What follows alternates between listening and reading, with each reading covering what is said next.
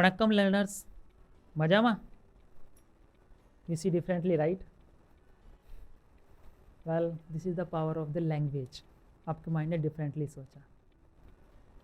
Hello learners, मैं हूँ आपका फ्रेंड आकाश दक्ष। इस प्लेटफॉर्म पर आपको आपकी लर्निंग जर्नी में हर तरह से असिस्ट करने के लिए हमने लास्ट सेशन में सीखा था कि लैंग्वेज आपके लिए किस तरह से इम्पोर्टेंट है, आपका माइंड किस तरह से डिफरेंटली वायर होता है। आपकी लैंग्वेज आपके लिए आपकी एजुकेशन और आपकी लर्निंग का रास्ता खोलती है। हमारा फेज 1 चल रहा है जिसका नाम है अंडरस्टैंडिंग एजुकेशन एंड लर्निंग, और उसके बेसिक फंडामेंटल्स एजुकेशन और लर्निंग हमने कंप्लीट कर लिया था और अब हम उस पर आगे बिल्डअप कर रहे हैं। पहले लैंग्वेज, और आज का जो सब्जेक्ट मैटर है, आज का जो हमारा टॉपिक है जिसको हम कवर करने वाले हैं वो है सब्जेक्ट्स। हम इंडिविजुअल सब्जेक्ट्स को देखेंगे कि आपके लिए उसका क्या रेलेवेंस है और आपको उसको कैसे देखना चाहिए। उससे पहले हम समझ लेते हैं कि सब्जेक्ट क्या है। सब्जेक्ट वो स्ट्रीम है, वो डायमेंशन है जो आपको नया पर्सपेक्टिव देती है किसी भी चीज़ को देखने का, उसको ऑब्जर्व करने का, उसको स्टडी करने का।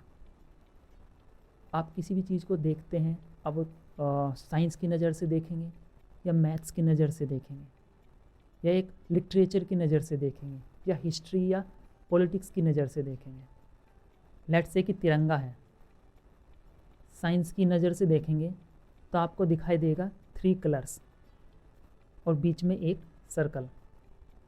वहीं पर आप हिस्ट्री की नज़र से देखेंगे तो आपको समझ में आएगा कि इसको कैसे फॉर्म किया, कहाँ से ये आया, उसके पीछे क्या इमोशंस थे।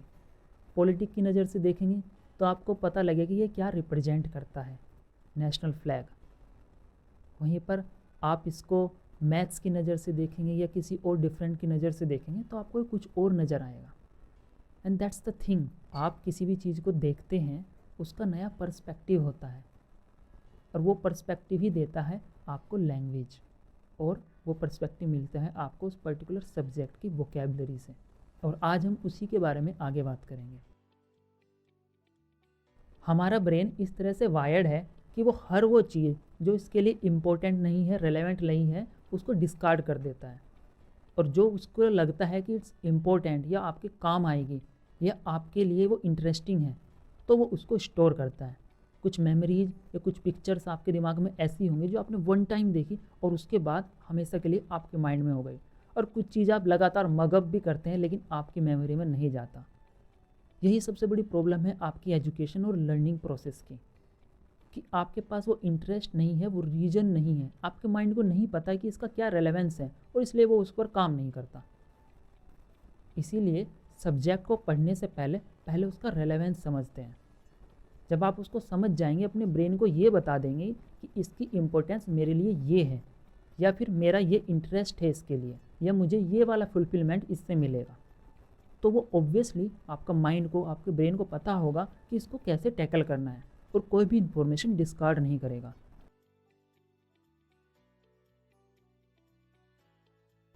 आपका माइंड बहुत पावरफुल है, उसके पास ना तो मेमोरी की प्रॉब्लम है, ना उस डेटा के साथ एनालिसिस करने की, ना ही कोई ऑब्जर्वेशन की प्रॉब्लम है। उसको पता है अगर वो इंटरेस्टिंग है तो वो उसके लिए सारी चीज़ें करेगा, उसको स्टोर करेगा, उसके पास एनालिसिस करेगा और आपको रेलेवेंट इन्फॉर्मेशन देगा। That's the thing about the subjects. तो आपको इंडिविजुअल सब्जेक्ट की अंडरस्टैंडिंग लेनी है।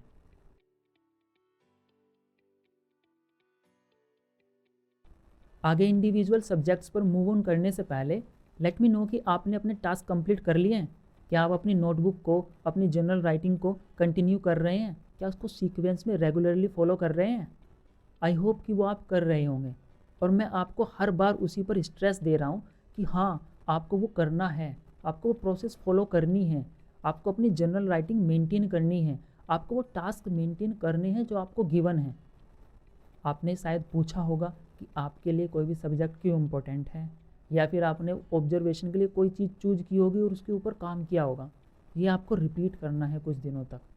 अब हम जब सब्जेक्ट्स पढ़ेंगे तो उसमें सबसे अच्छा, सबसे इम्पोर्टेंट पार्ट वही है ऑब्जर्वेशन का, उसको स्टडी करने का। जब आप उसका पर्सपेक्टिव समझ जाएंगे तो उसके ऊपर काम करना स्टार्ट करेंगे। आपको ऑब्जर्वेशन स्किल को अपनी लाइफस्टाइल में लेके आना है, और यही ऑब्जेक्टिव है आपको जो भी टास्क गिवन है उसका। सब्जेक्ट्स की अंडरस्टैंडिंग्स पर मूव ऑन करते हैं और स्टार्ट करते हैं आपके फेवरेट सब्जेक्ट से, साइंस से, साइंस की लैंग्वेज से। तो साइंस की जो लैंग्वेज है, जो परसेप्शन है, वो आपको बताता है, वो आपकी अंडरस्टैंडिंग कराता है आपके एनवायरनमेंट से, आपकी सराउंडिंग से, आपसे, आपके आसपास जो कुछ भी हो रहा है उससे, कि वो कैसे हो रहा है। साइंस का जो सबसे इम्पोर्टेंट, सबसे जो फेवरेट, सबसे पावरफुल टूल है वो है ऑब्जर्वेशन। और ऑब्जर्वेशन कैसे? अनवेवरिंग फोकस के साथ। मीन्स आप चीज़ों को स्टडी करते हैं, उनको ऑब्जर्व करते हैं, उनके फंडामेंटल रूल्स निकालते हैं, उनके फंडामेंटल नेचर को समझते हैं। वही साइंस है। जब आप किसी भी चीज़ को देखते हैं तो आप बेसिकली उसको ऑब्जर्व करते हैं, उसके लिए एक रूल समझते हैं कि वो कैसे काम करता है, उसके फिनोमिनन को समझते हैं, उसके बैक एंड की एनालिसिस को समझते हैं। और वही साइंस है। साइंस आपकी लाइफ में ऑब्जेक्टिविटी लेके आता है। आपने साइंस सब्जेक्ट में समझा कि फोटोसिंथेसिस क्या है, या केमिकल रिएक्शंस कैसे हो रही हैं, या देखा कि ग्रेविटी कैसे काम करती है, या फिर रेनबो कैसे बनता है। ये सारी चीज़ें आपके आसपास हो रही हैं। इवेपोरेशन ऑफ वाटर कैसे होता है, कोई भी चीज़ आपको नुकसान कब देती है, वायरस कैसे काम कर रहा है। ये सारा हिस्सा है साइंस का, क्योंकि ये आप और मुझसे और इस एनवायरनमेंट से हर तरह से कनेक्टेड है। तो साइंस आपको बताता है कि आपका एनवायरनमेंट आपसे कैसे कनेक्ट हो रहा है, आपके साथ कैसी कन्वर्जेशन कर रहा है। जब आप ये समझ जाएंगे, ये सीख लेंगे कि इसकी लैंग्वेज क्या है, कौन सी चीज़ करने से क्या होता है, उसके फंडामेंटल लॉ, उसके फंडामेंटल नेचर को समझ जाएंगे, तो आप उसको अपने हिसाब से अपने लिए लेवरेज क्रिएट करते हुए उसको यूज करना सीख जाएंगे। आप चल रहे हैं और आप गिर गए। ऑफकोर्स ये प्राइमरीली ग्रेविटी के कारण हुआ, पर क्या ग्रेविटी बुरी है, अच्छी है? नहीं, इट इज़ जस्ट ग्रेविटी है, उसका वही काम है। जब आप ये लॉ को समझते हैं, आपने देखा कि ग्रेविटी के अगेंस्ट कैसे किया जा सकती है चीज़ों को, तो उसी के हिसाब से आपने एरोप्लेन बनाए। अब उसके ऊपर ग्रेविटी काम तो करती है, लेकिन आपने उसको यूज करना सीख लिया। आप पानी में डूब जाते हैं, लेकिन शिप्स बनाए। कैसे? कि आपने देखा ब्यूएंसी ऑफ वाटर कैसे काम करती है, आपने उसके हिसाब से उसके लॉ को समझा और उसके हिसाब से अपनी ज़रूरत को पूरा कर लिया।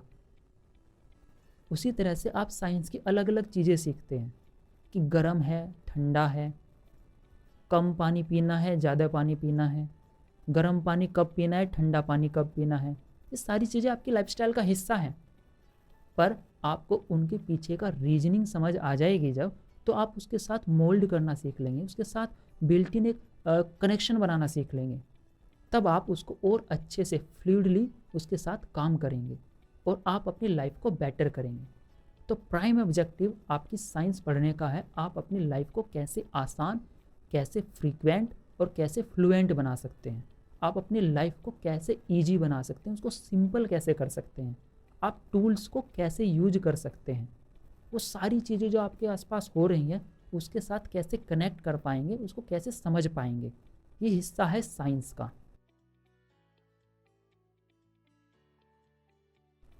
साइंस स्पिरिचुअलिटी की तरह है, इसके अंदर कोई मोरल ग्राउंड्स नहीं है, कोई अच्छे के, कोई बुरे के, कोई ज़्यादा या कम के। बस ये अपना एक नेचर फॉलो करती है, उसी को समझाती है।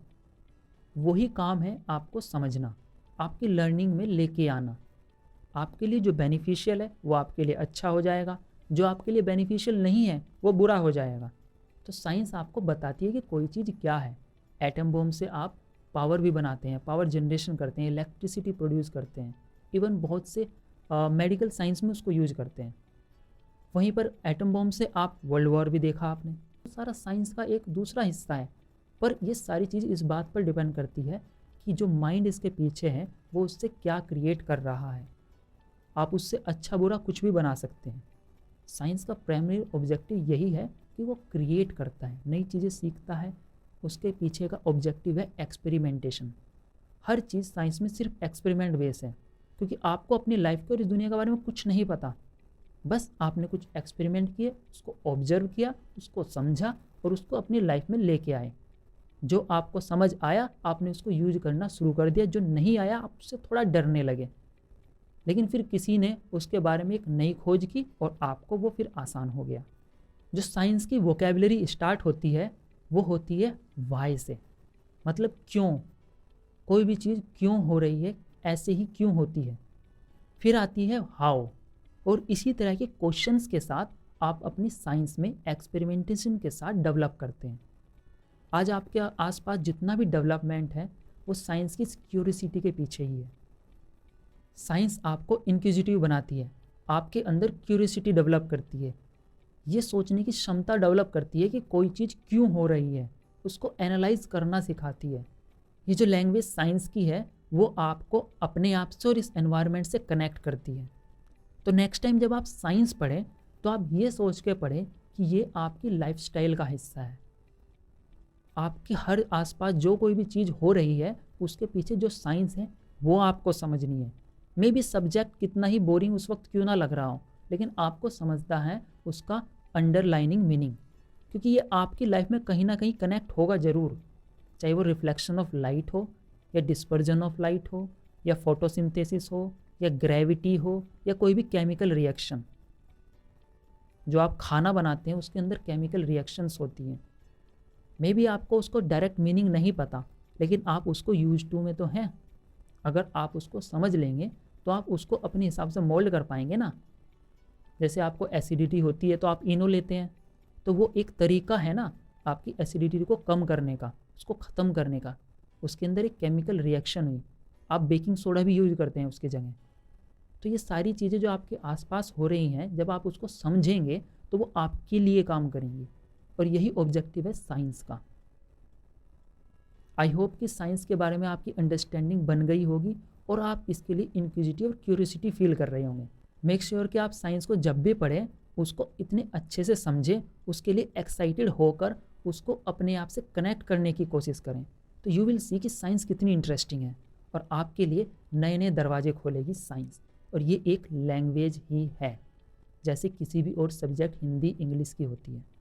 तो आई होप कि आप साइंस को भी एक लैंग्वेज लेके चलेंगे और उसकी वोकेबलरी को अपने लिए अच्छा करेंगे।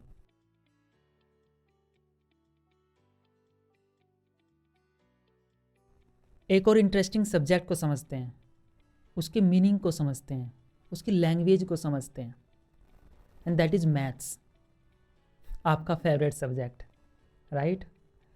मैथ्स में एक्चुअली क्या है कि ये आपकी चीज़ों को डिफ़ाइन करता है। आपके पास इस दुनिया में जो कुछ है उसको कॉन्साइज कर सकता है, उसको एक फॉर्मूले में एक्सप्रेस कर सकता है, उसके लिए नई एक्सप्रेशन जनरेट कर सकता है। आपके पास जो भी रिपीटेड टास्क हैं, जो भी चीज़ होती है उसके लिए एक पर्टिकुलर शॉर्ट फॉर्मूला क्रिएट कर सकता है, और ये एक तरह का फ़िल्टर होता है जिसमें बाईपास होने पर चीज़ें एक पर्टिकुलर पैटर्न में आएंगी। फॉर एग्ज़ाम्पल, आपको सरफेस एरिया निकालना है, या फिर आपको मल्टीप्लाई करनी है, या फिर आपको कोई और कैलकुलेशन करनी है, तो उसका एक पर्टिकुलर फ़िल्टर है, दैट इज़ पर्टिकुलर ऑपरेशन है। अगर आपको ट्रायंगल का एरिया निकालना है तो आपके पास एक फॉर्मूला है। अब उस टाइप के ट्रायंगल का कुछ भी डायरेक्शंस हो, कुछ भी डायमेंशंस हो, आप उसका एक डायरेक्ट फॉर्मूले से उसका आंसर्स निकाल सकते हैं, उसके लिए सरफेस एरिया निकाल लेंगे। तो आपके पास एक इक्वेशन है, एक एक्सप्रेशन है किसी पर्टिकुलर फॉर्मेट के लिए। इम्पोर्टेंट बात यह है कि आपके पास ये जो लैंग्वेज है वो आपको बड़ी पिक्चर को बहुत छोटा कर सकती है। सोचिए, इतना बड़ा वास्ट यूनिवर्स है, उसके अंदर इतनी सारी चीज़ें हो रही हैं, इतनी प्रोसेसेस हो रही हैं, उन सब प्रोसेस के लिए हर एक के लिए कोई ना कोई एक्सप्रेशन है। आप समझ जाएंगे कि वो कोई चीज़ कैसे काम कर रही है, बिकॉज आपके पास वो मैथमेटिकल एक्सप्रेशन है। मैथ्स जस्ट एक लैंग्वेज है जो एक रिप्रेजेंटेशन का काम करती है। जैसे आपको 1 बोला या 2 बोला, वो आपके माइंड में कोई इमेज लेके आएगी या कोई चीज़ रिप्रेजेंट करेगी। 1 क्या, कुछ काउंट किया तो कोई पर्टिकुलर चीज़ जो आपने काउंट की उसको नंबर दे दिया, सो दैट आपको उसकी अंडरस्टैंडिंग हो जाए। आपके पास पहले 0 नहीं था, 0 का कोई कॉन्सेप्ट नहीं था, तो उससे पहले आपको आगे काउंट करना बहुत मुश्किल होता था, क्योंकि आपके पास सिर्फ रोमन स्ट्रक्चर था। लेकिन इंडिया में, जो कि बहुत एंशिएंट मैथमेटिक्स का हिस्ट्री रही है, जहाँ पर वहाँ पे एक आर्यभट्ट साइंटिस्ट हुआ, उन्होंने आपको एक नया कॉन्सेप्ट दिया जीरो। उससे पहले अगर आपको 15 तक काउंट करना है तो फिर सोचिए आपको कैसे करना होगा। आपके पास 1 to 9 तक का कॉन्सेप्ट है, आपको समझ में आया होगा, आपको बताया होगा कि आप पहले काउंट कैसे करते थे, पत्थर रख रख कर, ये पत्थर रखा, वो पत्थर रखा, वो पत्थर रखा, जितने पत्थर रखे गए उतनी चीज़ें हो गई। अब आप हर जगह हर चीज़ के लिए पत्थर नहीं लेके आ सकते ना, तो इसकी एक अंडरस्टैंडिंग बनाने के लिए, आपकी काउंटिंग को आगे फॉरवर्ड करने के लिए जीरो का कॉन्सेप्ट आया। जीरो इतना पावरफुल कॉन्सेप्ट है कि उसके बाद आपने काउंटिंग को लिमिटलेस अनलिमिटेड काउंटिंग तक पहुंचा दिया। अब आपको नहीं पता कि ग्रेटेस्ट नंबर क्या होता है, बिकॉज आपने जो कॉन्सेप्ट लेके आए जीरो का, या फिर एक और कॉन्सेप्ट आया था दैट इज डेसिमल। तो ये सारी चीज़ें आपके मैथ्स की एक्सप्रेशंस हैं। आपको इतने बड़े वास्ट यूनिवर्स को कॉन्साइज करने का तरीका है। इमेजिन करिए कि आपके पास खूब सारे पैसे हैं, लेकिन आपको पता ही नहीं वो कितने पैसे हैं।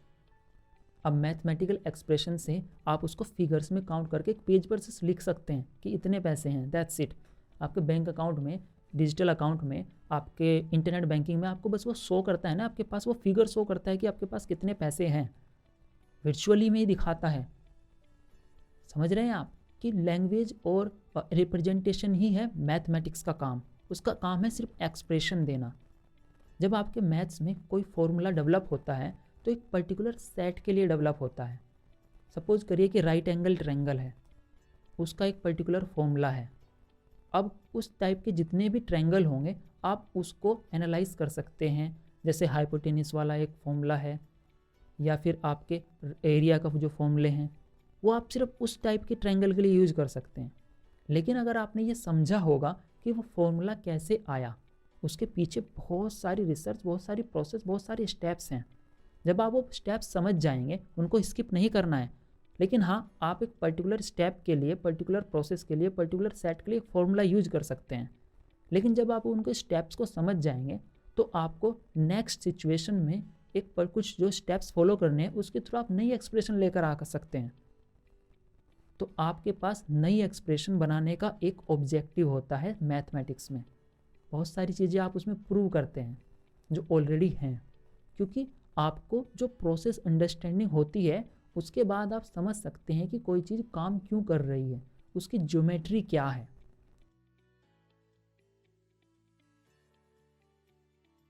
एग्जाम्पल से समझते हैं कि मैथ्स के जो पर्टिकुलर फॉर्मूलेज होते हैं या एक्सप्रेशंस होती हैं उनका क्या मतलब होते हैं।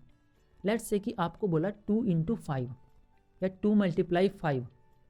ऑब्वियसली आपको एग्जैक्टली पता है कि इसका आंसर होता है 10, लेकिन ये रिप्रेजेंट क्या कर रहा है।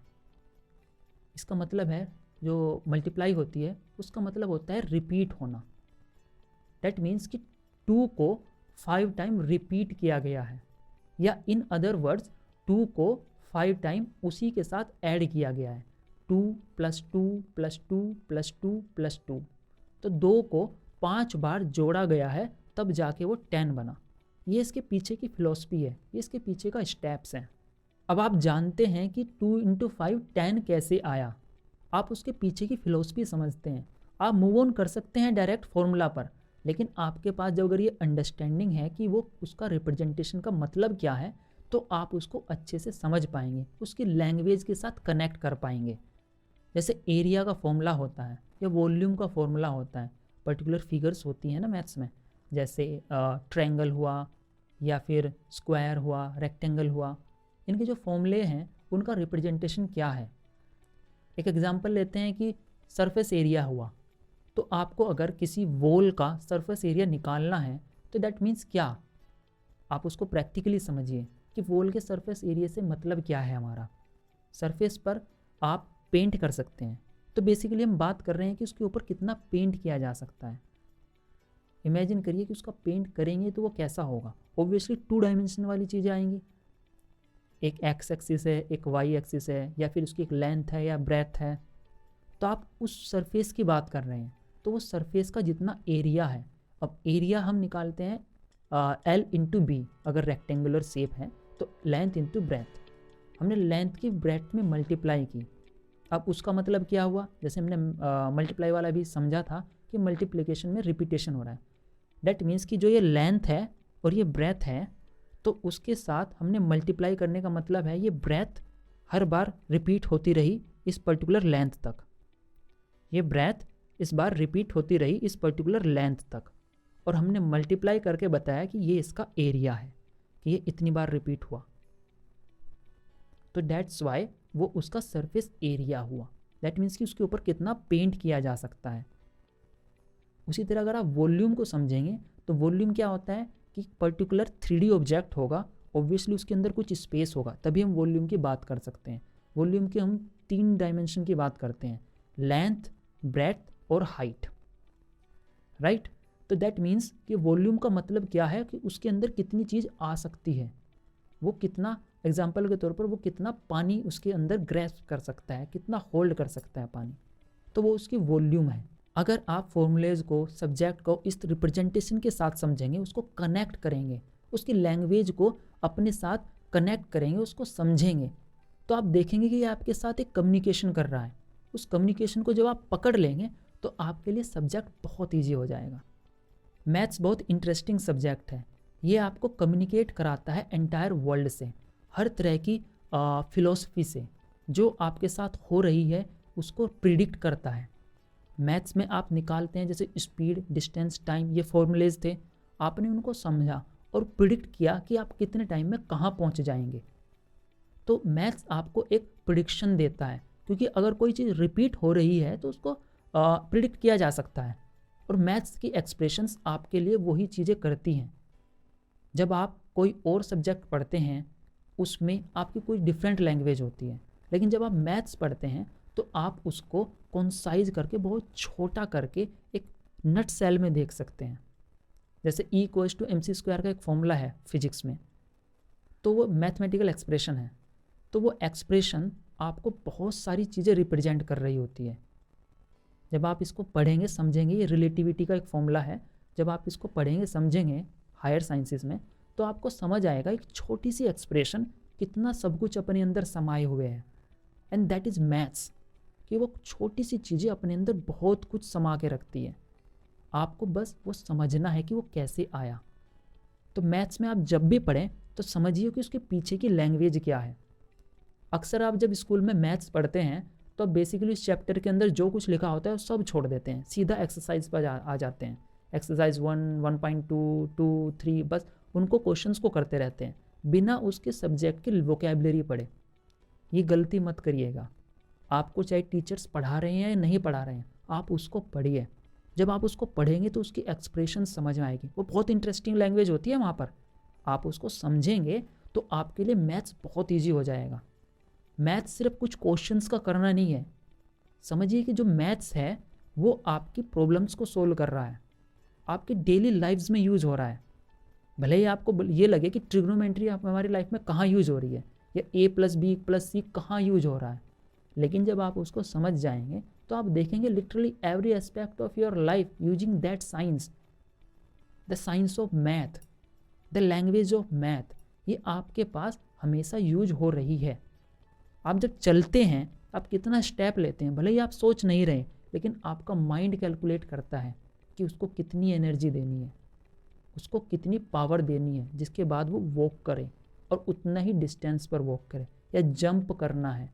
जब आप किसी वॉल को जंप करने की कोशिश करते हैं तो आप चेक करके देखते हैं ना कितना हाइट है, उसके साथ कनेक्शन बना के देखते हैं ना, उसको आंखों से कितनी बार देखते हैं कि हाँ ये यहाँ पर है, ऊपर है, नीचे है, इतना है।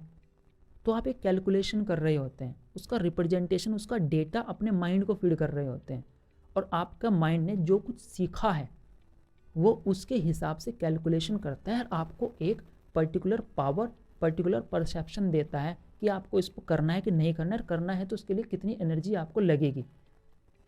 तो ये समझिए कि मैथ्स आपकी हर लाइफ में, हर तरह से, हर एस्पेक्ट में कनेक्टेड है, इन्वॉल्व है। आप मैथ्स को लेके चलिए कि वो एक ऐसी लैंग्वेज है जो आपके लिए चीज़ें आसान कर रही है। समझिए उसका प्रैक्टिकल एस्पेक्ट क्या है, आप उसको कहाँ कनेक्ट कर सकते हैं, पूछिए उसको, अपने टीचर से पूछिए कि अपनी लाइफ में कैसे इम्प्लीमेंट करें उसको। मे बी आपके टीचर ना बताएं, लेकिन आप खुद रिसर्च करिए, इंटरनेट है आपके पास, और बेसिकली अगर आप उसके बुक को पढ़ेंगे तो उसके पीछे एक्सप्रेशन में, उसके शुरुआती पेजेस में आपको समझ आ जाएगा उसकी लैंग्वेज में लिखा क्या है, तो ऑटोमेटिकली आपको कनेक्ट हो जाएगा कि ये चीज़ कहाँ से आई। जब वो प्रोसेस समझेंगे आप किसी पर्टिकुलर फॉर्मूले, किसी पर्टिकुलर एक्सप्रेशन की वो कहाँ से आई, तो आप ऑटोमेटिकली समझ जाएंगे इसका प्रैक्टिकल एस्पेक्ट क्या है। क्योंकि मैथ्स इसीलिए आया क्योंकि उससे पहले कोई प्रोसेस थी, कोई चीज़ थी जिसको सोल्व करना था, कोई प्रॉब्लम थी, उस अंडरस्टैंडिंग को डेवलप किया गया, तब जाके वो फॉर्मूला आया। तो फॉर्मूला जहाँ से आया वो चीज़ अगर आप समझ जाएंगे तो आप ऑटोमेटिकली उसका प्रैक्टिकल एस्पेक्ट समझ जाएंगे, और यही आपके अंदर इंटरेस्ट डेवलप करेगा, आपके माइंड को ग्रो करेगा और आपके लिए नए नए रास्ते खोल देगा। आपका माइंड इतना ओपन हो जाएगा कि आप मैथ्स को देख पाएंगे। कुछ होते हैं स्टूडेंट्स ना कि हवा में कैलकुलेशन कर रहे होते हैं 1 × 2 इस टाइप की कुछ चीज़ें, तो लिटरली वो देख पाते हैं, एक्सप्रेशंस देख पाते हैं। आप भी ऐसा कर सकते हैं। इमेजिन करिए आपका माइंड कितनी पावरफुल तरीके से काम करेगा अगर आप सारी चीज़ों को ऐसे इमेजिन कर पाएँ, क्योंकि आपका माइंड पिक्चर बना सकता है। अगर आप मैथ्स की लैंग्वेज एक बार समझ जाएंगे तो आप देखेंगे कि ये सारी पिक्चर्स कुछ मीनिंगफुल आपके लिए बनाएंगी और मैथ्स आपके लिए काम करेगा। ये सारी चीज़ें आपके लिए कैसे काम करेगी, हम आने वाले फेज़ 2 में उसकी टूल्स और टेक्निक पर काम करेंगे, उसको देखेंगे। पर पहले अगर आप उसका फंडामेंटल फिलोसफी, उसकी अंडरस्टैंडिंग ले लेंगे, उसको समझ लेंगे, तो आपको आसानी होगी कि मैथ्स या किसी भी सब्जेक्ट के साथ डील कैसे करना है। मैथ्स से भागना नहीं है, ये आपकी लाइफ का मोस्ट इंटरेस्टिंग सब्जेक्ट है, एक मोस्ट इंटरेस्टिंग लैंग्वेज है। ये आपके माइंड और आपकी लाइफ को मोल्ड कर देगी, उसको एकदम पावरफुल और एनर्जेटिक बना देगी। आई होप कि ये माइंड वाला चैप्टर और ये मैथ्स वाली चीज़ें आपको कनेक्ट कर पाई होंगी, आप समझ पाए होंगे कि मैथ्स आपके लिए कैसे काम कर रही है। आप उसको कनेक्ट करने की कोशिश करिए, अपनी लाइफ में प्रैक्टिकली उसको इम्प्लीमेंट करने की कोशिश करिए, उसके साथ कन्वर्जेशन करने की कोशिश करिए, और ये आपके लिए अजूबे वाले काम करेगी।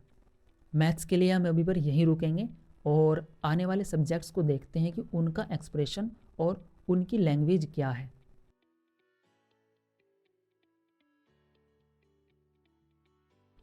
सो लर्नर्स, हमने 2 इम्पोर्टेंट सब्जेक्ट की अब तक अंडरस्टैंडिंग ले ली है, उसके कॉन्सेप्ट को समझ लिया है।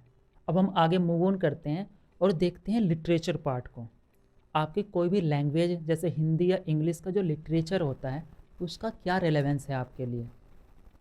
आप देखेंगे कि आपके हिंदी इंग्लिश जैसे सब्जेक्ट्स में या कोई भी और लैंग्वेज के सब्जेक्ट में बहुत सारा लिटरेचर वर्क होता है, जैसे पोएट्री या फिर आपकी स्टोरीज या नॉवेल्स या बहुत सारे स्क्रिप्चर्स, समथिंग लाइक दैट, जो भी आपको एक्सप्रेशन में होता है, बहुत ज़्यादा वाइड होता है। वो सारी चीज़ें जो आप लिटरेचर में पढ़ते हैं उसका एक पर्टिकुलर मीनिंग होता है कि आपको वो बताता है जब वो लिटरेचर लिखा गया तो वो उस वक्त उस ऑथर की, उस राइटर की या फिर उस सोसाइटी की क्या कंडीशन थी, या जिस बारे में वो लिखा गया है वहाँ पर उसको वो क्या रिप्रेजेंटेशन था। वो सारी चीज़ें जो उस वक्त घटित हो रही थी वो आपको उस वर्ल्ड से कनेक्ट कराती है। जब आप कोई लिटरेचर पढ़ रहे होते हैं तो आप उसकी स्टोरी को, उसकी राइटिंग्स को अपने साथ कनेक्ट कर पाते हैं। आप अपने आप को विजुअलाइज कर पाते हैं कि उसके अंदर क्या हो रहा है। आप उसको एक अपने हिस्से के साथ में जी रहे होते हैं। आप देखते हैं कि वहाँ पर जो भी घटित हुआ है वो आपसे कैसे कनेक्टेड है। सपोज करिए आपने कोई हिस्ट्री का पार्ट पढ़ा या फिर आपने देखा कि फ्रीडम स्ट्रगल कैसे हुआ था, तो आप देखेंगे कि जो स्ट्रगल उन्होंने फेस किया था वो बेसिकली आपकी लाइफ से आज कैसे कनेक्टेड है। हिस्ट्री का वो हिस्सा आपको रियलाइज़ कराएगा कि वो उस वक्त की सोसाइटी कैसी थी, लोग कैसे बिहेव कर रहे थे, और आप अपने आप को उसमें कैसे देखते हैं। आपके हिस्ट्री से कुछ आइडियल्स होंगे, जैसे भगत सिंह, सुभाष चंद्र बोस, या फिर और पीछे जाएं तो श्री कृष्णा या फिर श्री राम, या फिर कोई भी। हिस्ट्री के किसी न किसी एस्पेक्ट में हर व्यक्ति आपको कोई एक स्टोरी बताता है। श्री राम का नाम लेते ही आपके अंदर एक रामायण वाला चैप्टर क्रिएट होता है। आप देखते हैं कि आगे डेवलपमेंट कैसे हुआ, आप देखते हैं कि सोसाइटी उस वक्त कैसे थी। तो वो जो नॉलेज है, जो एक्सपीरियंस जो आप यहाँ पर रहकर फील नहीं कर पाते, वो आप उसको पढ़कर फील कर पाते हैं।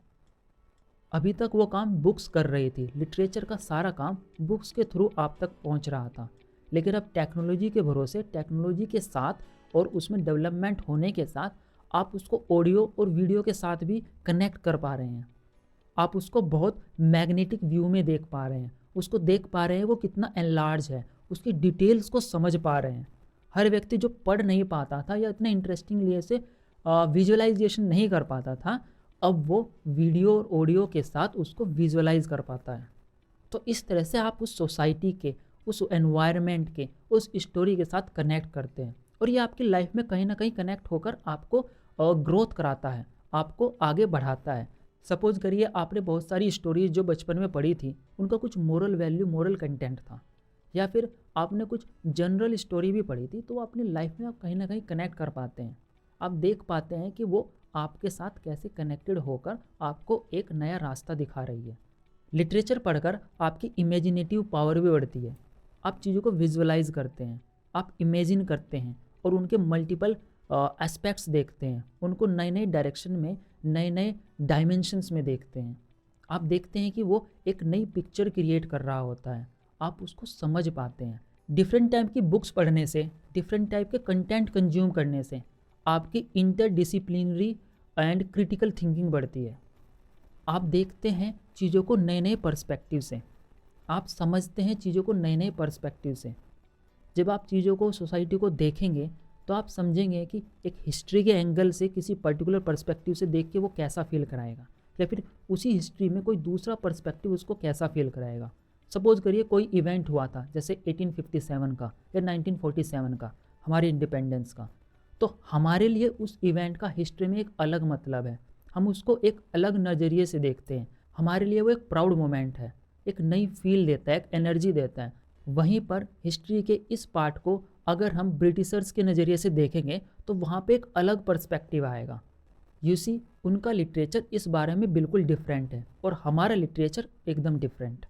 लिटरेचर काफ़ी सारी चीज़ों से इन्फ्लुएंस होता है, जैसे आपकी लैंग्वेज क्या है, या फिर वो कल्चर क्या है जहाँ पर ये लिखा गया, या वो ऑथर की थिंकिंग क्या है, या उस वक्त की सोसाइटी कैसी थी, या किस एनवायरनमेंट में लिखा गया। ऐसा लिटरेचर जो वर्ल्ड वार के टाइम पर लिखा गया वो एंटायरली डिफरेंट है टू द टाइम, जो ऐसे टाइम पर लिखा गया जब सब कुछ अच्छा चल रहा था।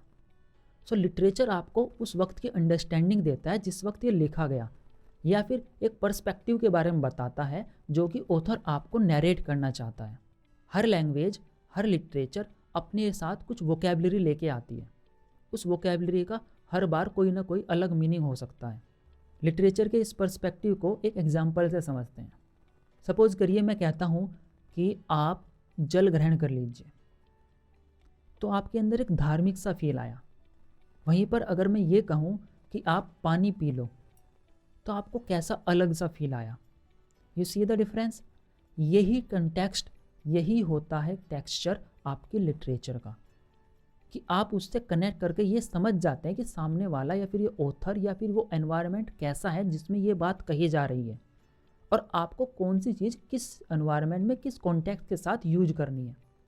लिटरेचर आपको कनेक्ट करता है एक वाइड रेंज ऑफ इमोशंस से, थिंकिंग से, एक नए पॉइंट ऑफ व्यू से।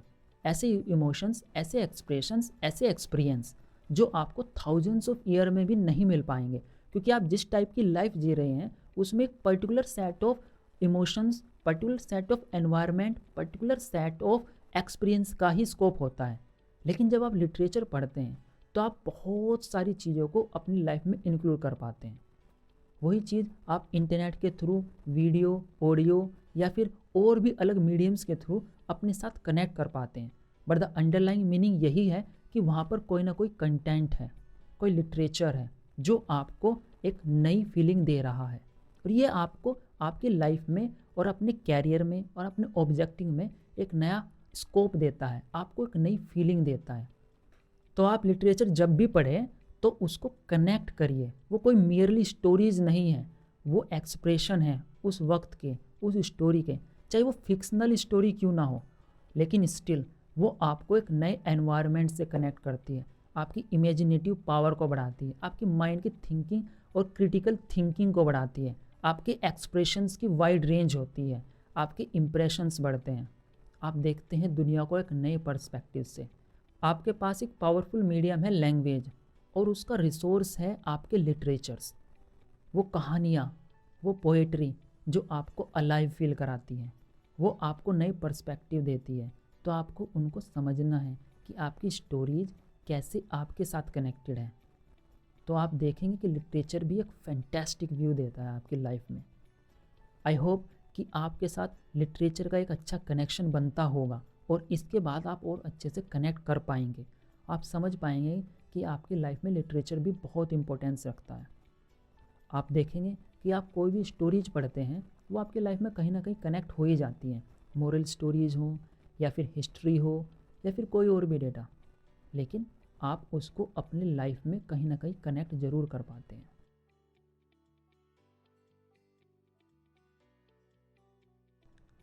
अब हम एक बेसिक सी अंडरस्टैंडिंग एक बहुत इम्पोर्टेंट और बहुत अंडर एस्टिमेटेड सब्जेक्ट की कर लेते हैं, वो है सोशल स्टडीज़ या सोशल साइंस। ये वो सब्जेक्ट है जिसके अंदर हम बात करते हैं अपनी सोसाइटी की, कि मतलब लोग आपस में कैसे रहते हैं, कैसे एक दूसरे के साथ बिहेव करते हैं, कैसे एक दूसरे के साथ इंटरेक्शन करते हैं। तो वो लैंग्वेज, वो सिस्टम जिसके थ्रू हम एक दूसरे के साथ कनेक्ट होते हैं, वो सोशल स्टडीज़ का हिस्सा है। जैसे आप अपनी फैमिली में रहते हैं तो आप अपने पेरेंट्स से कैसे कम्युनिकेट करते हैं, आप अपने साथ पड़ोसियों के साथ कैसे बिहेव करते हैं, या एज ए सोसाइटी आप दूसरी सोसाइटी के साथ कैसे बिहेव करते हैं। एक दूसरे के साथ कुछ ना कुछ आदान प्रदान हो रहा है, आप कुछ दे रहे हैं, कुछ ले रहे हैं। यही सब सिस्टम जो चलते हैं वो सोसाइटी का हिस्सा है। अब सपोज करिए आपको कोई सामान लेने जाना है मार्केट में, तो जब तक किसी के पास वो देने को नहीं होगा तो आप कैसे लेके आएंगे। आपको किसी व्यक्ति के साथ इंटरेक्ट करना पड़ेगा, वो इंटरेक्शन ही सोशल साइंस का हिस्सा है। आप इस सब्जेक्ट में यही सीखते हैं कि आप एक दूसरे के साथ कैसे बिहेव कर रहे हैं। हम हमेशा से सोसाइटी बनाकर नहीं रहते थे, पहले हम जंगल में रहा करते थे, उसके बाद इंसानों ने कुछ और चीज़ें बनाई, कुछ नए सिस्टम तैयार किए और वो धीरे धीरे एक कबीले जैसे स्ट्रक्चर में, एक ट्राइबल जैसे स्ट्रक्चर में आ गए। फिर उसके बाद उन्होंने और डेवलप किया और एक गांव का फॉर्मेशन किया, फिर गांव से शहर बने। तो आप देखा लोग एक साथ कॉन्सेंट्रेटेड होते गए। क्यों? क्योंकि आपकी बहुत सारी ज़रूरतें होती हैं, आपको बहुत सारी चीज़ें चाहिए अपने लाइफस्टाइल मेंटेन करने के लिए, खाने पीने से लेकर पहनने के लिए, और भी बहुत सारी एंटरटेनमेंट की चीज़ें। तो जब आप एक साथ रहते हैं तो आप कुछ चीज़ें, सब चीज़ें बांट लेते हैं। जैसे एक सोसाइटी में कुछ टीचर हैं, कुछ लॉयर हैं, कुछ लेबर हैं, कुछ कारपेंटर हैं, कुछ शॉपकीपर हैं, या कुछ और काम कर रहे हैं। हर कोई व्यक्ति एक दूसरे के साथ इंटरकनेक्टेड है। अगर सोसाइटी से सारे टीचर हटा दिए जाएं तब क्या होगा, या सारे कारपेंटर्स हटा दिए जाए तब क्या होगा, वो चेन ब्रेक हो जाएगी। तो सोसाइटी में एक दूसरे के साथ कैसे रहना है, कैसे एक दूसरे के साथ फील करना है, वो इमोशंस क्या होते हैं, उनकी स्टडीज़, उनके रिलेशन को समझना ही होता है सोशल स्टडीज़ या सोशल साइंस। इसी का ही एक हिस्सा है इकोनॉमिक्स। इकोनॉमिक्स में हम बातें करते हैं पैसे की और कुछ लेन देन की। इसमें बेसिकली क्या होता है कि आप लोगों की स्टडी करते हैं और जो चॉइसेस वो बनाते हैं उन चॉइसेस की स्टडी करते हैं, कि आप कोई भी लाइफ में जैसे आपको कुछ लेना है या देना है, क्योंकि वो सोसाइटी का हिस्सा है ही, तो वो चॉइसेस कैसे बनाई जा रही हैं, उस चॉइसेस का इंटरेक्शन सोसाइटी के साथ कैसा है, पीपल उन चॉइसेस को कैसे बनाते हैं, उनके मन में क्या आता है और वो किस बिहाफ पर ऐसे काम करते हैं और ऐसे लेन देन करते हैं, उन सब स्टडी को ही बोलते हैं इकोनॉमिक्स। आप जब भी इकोनॉमिक्स के बारे में पढ़ें, पैसे के बारे में पढ़ें, तो समझे कि ये सोसाइटी का बस एक लेन देन का स्ट्रक्चर है और ये आपको हेल्प करेगा इकोनॉमिक्स के वाइडर एक्सप्रेशन को समझने में। अब एक सोसाइटी में बहुत सारी चीज़ों की ज़रूरत होती है, जैसे पानी, बिजली, अच्छी हवा, रोड्स, हाउसेस, या और भी बहुत सारी चीज़ें।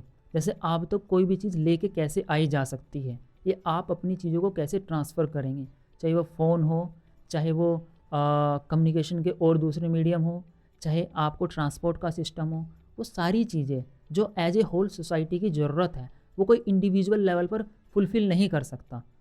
आप अपने लिए अलग से रोड्स नहीं बना सकते, आप घर पर बिजली या पानी क्रिएट नहीं कर सकते। तो वो सारी चीज़ें जो एक सोसाइटी को चाहिए, उसको मैनेज करने के लिए भी एक सिस्टम की ज़रूरत होती है, और वो सिस्टम होता है गवर्नमेंट। गवर्नमेंट एक डेमोक्रेसी या फिर रिपब्लिक या और भी बहुत सारे सिस्टम्स को यूज़ करती है, एक चैनल को यूज़ करती है जिससे वो आप तक आपकी हेल्प कर सके, आप तक पहुंच सके, आपकी चीज़ों को हैंडल कर सके। तो ये काम होता है एक गवर्नमेंट का।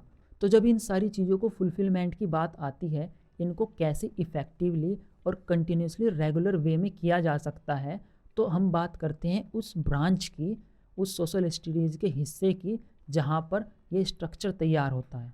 तो पॉलिटी वही सिस्टम है, वही सब्जेक्ट है जहाँ पर हम इन सारी चीज़ों को मैनेज करने की बात करते हैं, एक गवर्नमेंट की बात करते हैं, एक सिस्टम की बात करते हैं जो एक सोसाइटी और एक बिगर लेवल के नेशन पर काम करता है। आई होप कि आपको अपनी सोशल स्टडीज़ की कुछ अंडरस्टैंडिंग बन गई होगी, उसकी मल्टीपल ब्रांचेज की कुछ अंडरस्टैंडिंग बन गई होगी। मैं आपको हर एक के बारे में ज़्यादा डिटेल्स में अभी नहीं बता सकता, पर आपको थोड़ा आइडिया ज़रूर दे दिया है ताकि आप उस डायरेक्शन में प्रोग्रेस कर सकें। अब जब आप इस सब्जेक्ट को आगे पढ़ें तो मेक श्योर कि आपके पास वो अंडरस्टैंडिंग हो, आप उसको उस नज़रिए से देखें कि ये आपके लिए, आपके आसपास के एनवायरनमेंट के लिए कैसे काम कर रहा है, तो आप उसको अपने आप से कनेक्ट कर पाएंगे। और जब आप अपने आप को उस सब्जेक्ट से कनेक्ट कर लेंगे तो ये सारी चीज़ें बहुत सिंपल हो जाएंगी।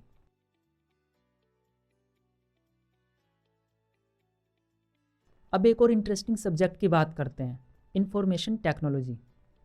इस सब्जेक्ट के अंदर बेसिकली आप कंप्यूटर्स, मोबाइल्स या गैजेट्स या फिर कम्युनिकेशन के चैनल्स की बात करते हैं। मींस इसके अंदर आप देखते हैं कि जो भी इंफॉर्मेशन है, जो भी डेटा है, उसको कैसे ट्रांसमिट किया जाता है, एक दूसरे के साथ कैसे कनेक्ट किया जाता है, और वो टेक्नोलॉजी जो इसके अंदर यूज होती है वो एक दूसरे के साथ कैसे रिलेट कर रही है।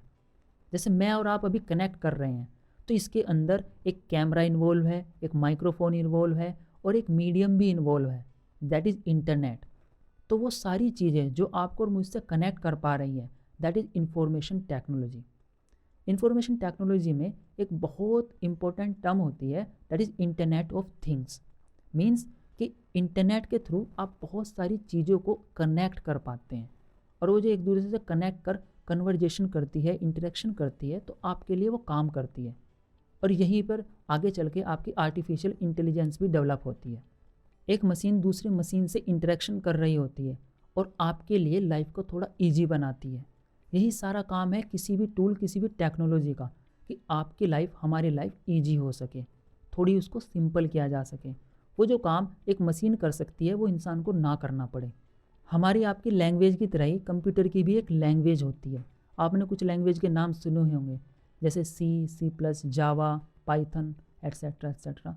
बहुत सारी लैंग्वेजेस हैं जो कंप्यूटर कनेक्ट करता है, उसके हिसाब से वो बातें करता है और उसी से वो आपकी चीज़ें आसान करता है। तो आप कंप्यूटर को आप जब देखें तो एक टूल की तरह देखें, समझिए कि वो आपकी लाइफ को ईजी करने के लिए है। उसके साथ आप जो चीज़ें कर सकते हैं उससे कुछ नया क्रिएट हो रहा है और आपको एक फ्रीडम मिल रही है। हर सब्जेक्ट आपके लिए कुछ नया लेकर आता है, कोई नई डायमेंशन लेकर आता है। हर सब्जेक्ट का अपना एक अलग स्ट्रीम है, एक अपनी अलग डायमेंशन है, एक अपना नज़रिया है। मेक श्योर कि आप उस सब्जेक्ट की लैंग्वेज को समझ जाएं, उसकी वोकेबलरी को समझ जाएं, क्योंकि हर सब्जेक्ट का बोलने का अलग तरीका है। आपका माइंड उसको अलग नज़रिए से देखता है। आपने कभी ऑब्जर्व किया होगा, जब आप बहुत सारा मैथ्स पढ़ लेते हैं, बहुत सारी मैथ्स के क्वेश्चन कर लेते हैं, आप थोड़ा थका हुआ फील करते हैं, या फिर बहुत सारे आपका साइंस के कॉन्सेप्ट आपने पढ़ लिए, उसके अंडरस्टैंडिंग के बाद थोड़ा थका हुआ फील करते हैं। तो आप दूसरा जैसे सब्जेक्ट चेंज करते हैं, जैसे आपने पोइट्री पढ़ना स्टार्ट कर दिया हिंदी की, या फिर कुछ स्टोरी पढ़ना स्टार्ट कर दिया, तो अब क्या होता है कि आपका माइंड की वायरिंग चेंज हो जाती है, आपका माइंड डिफरेंट पैटर्न में काम करना स्टार्ट करता है। और the moment you do that, आपका माइंड थकना बंद कर देता है, क्योंकि उसको सिर्फ उस पर्टिकुलर प्रोसेस में थकान हो रही थी, न कि एंटायरली। तो आपको बस ये करना है, जब आप वो थका हुआ फील करें तो आप बेसिकली सब्जेक्ट चेंज कर दें, क्योंकि सब्जेक्ट चेंज होते ही आपके माइंड का फॉर्मेशन और उसके वायरिंग, उसका इंटरेक्शन भी चेंज हो जाता है। आप हर सब्जेक्ट को एक लैंग्वेज की तरह लेकर चलेंगे तो आप उसकी वोकेबलरी पर ज़्यादा ध्यान दे पाएंगे, और जब आप उसकी वोकेबलरी समझ जाएंगे तो उसके कॉन्सेप्ट्स भी समझ जाएंगे। आप कनेक्ट कर पाएंगे कि आपकी लाइफ से वो कैसे रिलेटेड है, और आप ये देखेंगे कि वो आपके सामने कैसे मैनिफेस्ट हो रहा है। आपको बस हर सब्जेक्ट को उसके बेसिक नेचर से कनेक्ट करना है, और ये याद रखना है कि हर सब्जेक्ट या हर कोई स्टडी या स्कूल या एजुकेशन या कुछ भी आपकी लर्निंग का एक हिस्सा है, और आपकी लाइफ को ईजी बनाने के लिए है, उसको सिंपल रखने के लिए है। और आपको उन सबको एक टूल्स की तरह लेना है, उसकी अंडरस्टैंडिंग के साथ आपको उसका एक स्ट्रक्चर तैयार करना है, उसको समझना है कि आपके लिए वो कैसे काम कर सकता है।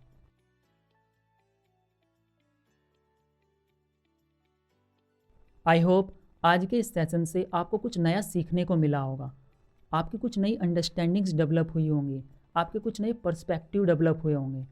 आपने देखा होगा कि आप अपने सब्जेक्ट्स को कैसे देख सकते हैं। अब आगे आप उनको ऐसे ही रिलेट करने की कोशिश करिएगा, आप उससे मोर कनेक्टेड फील करने की कोशिश करिएगा। जब आप अपना उसमें इंटरेस्ट डेवलप कर लेंगे, उसके साथ कनेक्शन फील कर पाएंगे, तो आप उनको अच्छे से समझ पाएंगे। आप देखेंगे कि हर सब्जेक्ट आपके लिए किसी न किसी रेस्पेक्ट में काम कर रहा है। आपको बस उसके साथ अपने आप को इन्वॉल्व रखना है, उसके साथ अपने आप को कनेक्ट करना है। और प्लीज़ आपके जो सेशन शेड्यूल में आपके असाइनमेंट्स हैं, आपके टास्क हैं, उसको अपनी जनरल राइटिंग में, अपनी नोटबुक में रेगुलर बेसिस पर करते रहना। अगर आपने ये मिस कर दिया तो आपकी प्रोसेस बीच में रुक जाएगी। आई होप कि आप उस पर अच्छे से ध्यान दे रहे होंगे और इस प्रोसेस के साथ, मेरे साथ, इस प्रोग्राम के साथ कंटिन्यूसली आगे बढ़ रहे होंगे। आज के सेशन के बाद आपके शेड्यूल में क्वेश्चंस होंगे। एक क्वेश्चन तो आपका ऑब्जर्वेशन का है, जो कि पहला ही क्वेश्चन है। आपको उसको रिपीट करना है। जो चीज़ आपने पहले ऑब्जर्वेशन में डाली थी, उसको आप आगे और ऑब्जर्व करिए और नई अंडरस्टैंडिंग डेवलप करिए। सोचिए उसके बारे में, कुछ अपनी अंडरस्टैंडिंग से लिखिए। ऑलराइट। और दूसरा क्वेश्चन है कि आप अपने घर में कहाँ पर ज़्यादा कंफर्टेबल फील करते हैं, आप कहाँ पर ज़्यादा प्रोडक्टिव फील करते हैं। वो कौन सा प्लेस है जो आपको ज़्यादा ग्रोथ प्रोवाइड कराता है। आपको देखना है कि आप अपनी लर्निंग के लिए, अपनी एजुकेशन के लिए, अपने एनवायरनमेंट के लिए उसे कैसे और अच्छा बना सकते हैं। आप उस स्पेस को कैसे और अच्छे से क्रिएट कर सकते हैं। होपफुली आप उसके बारे में कुछ सोचेंगे और अपनी जर्नल राइटिंग में लिखेंगे। मेक श्योर कि आप उसको रेगुलर बेसिस पर करते रहें और हम इस बारे में कंटिन्यूसली बात करते रहेंगे। आप जो कुछ भी लिख रहे हैं, अपनी जो भी अंडरस्टैंडिंग बना रहे हैं इस सेशन से या कोई भी सेशन से, उसको अपने शब्दों में ज़रूर लिखिए। आप चाहें तो आप जो कुछ लिख रहे हैं उसकी अंडरस्टैंडिंग के हिसाब से आप उसको मुझको भी शेयर कर सकते हैं। हम उस पर भी एक बार चर्चा ज़रूर करेंगे, उसके बारे में देखेंगे, आपसे कम्युनिकेट भी कर सकते हैं और अपने सोशल मीडिया हैंडल पर उसको शेयर भी करेंगे। सो लर्नर्स, आज के सेशन के लिए इतना ही। मैं आपको कुछ और नए कॉन्सेप्ट्स, कुछ और नए फंडामेंटल के साथ with all the energies I have आपको अगले सेशन में मिलूँगा। So till then make sure कि आप अपने टास्क कंप्लीट करते रहें and be joyful and keep learning.